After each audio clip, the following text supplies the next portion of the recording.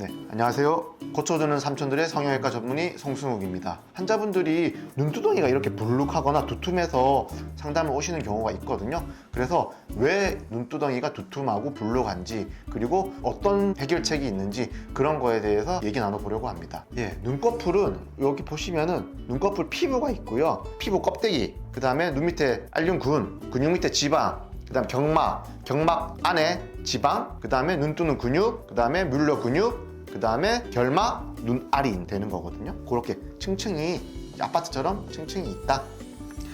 그거는 여러 가지 이유가 있는데요. 일단 기본적으로는 연부 조직이 일단 많은 거죠. 그 연부 조직이 많은 경우는 뭐 특별하게 지방이 많은 경우도 있지만 일반적으로는 피부도 좀 두껍고 근육도 좀 두껍고, 그 다음에 눈 안에 들어있는 지방도 좀 많은 경우들이 있거든요. 근데 이런 사람들의 특징은 눈썹뼈가 좀 발달돼 있고, 그 다음에 안구가 좀 들어가 있고, 한모령이죠. 한몰이고 뼈는 나와 있고, 여기는 두툼하고, 그리고 눈썹과 속눈썹 사이 거리는 또 짧아요.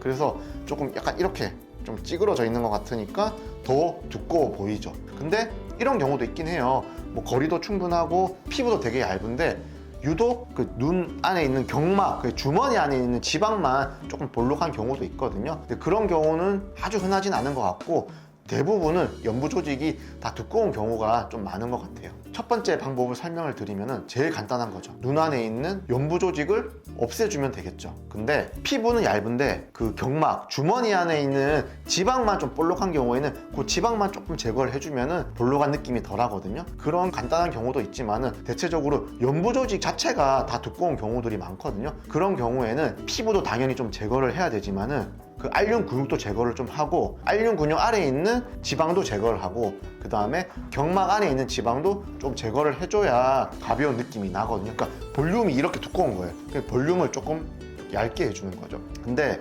너무 자르기에는 이 눈썹과 속눈썹 사이 거리가 너무 좁아. 그런 경우에는 뭐 이마 거상을 한다든지 여기 공간을 좀 확보하고, 그 다음에 연부 조직을 제거하는 수술이 두 가지가 들어가겠죠. 그런 방법이 있을 수 있겠습니다. 이제 어머니들이나 아버님들 수술할 때 처짐이 많은 경우가 있거든요.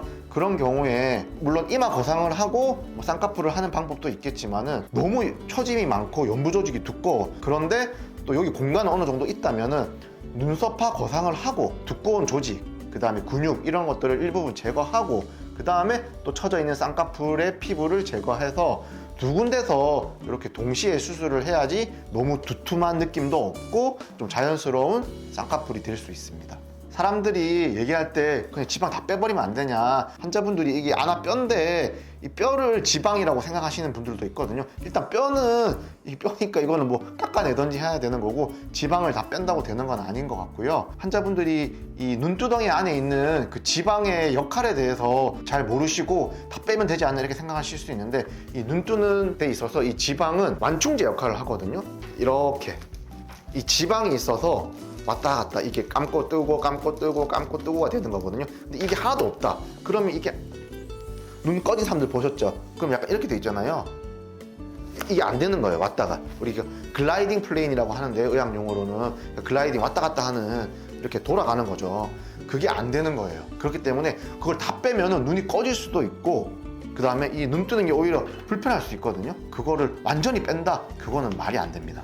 그리고 특히 어머니들, 나이 드신 분들 수술할 때 지방이 있다고 해서 그거를 함부로 많이 제거해 버리면은 어머니들은 이게 쑥 꺼지는 경우가 많기 때문에 좀 보존적으로 수술하시는 것이 바람직합니다. 모든 것이 제가 성형수술할 때 항상 이제 강조하는 건데요. 가유불급이고, 저는 사실 2% 부족한 수술이 가장 잘 되는 수술이라고 생각을 하거든요.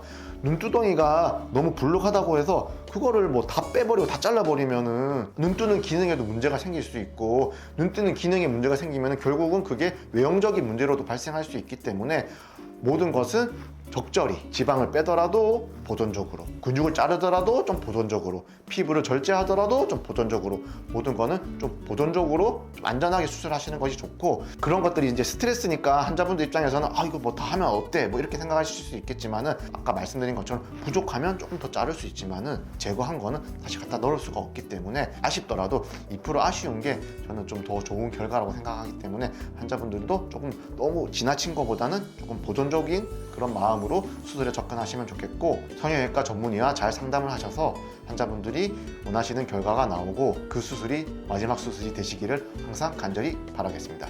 지금까지 고쳐주는 삼촌들의 성형외과 전문의 송승욱이었습니다. 감사합니다.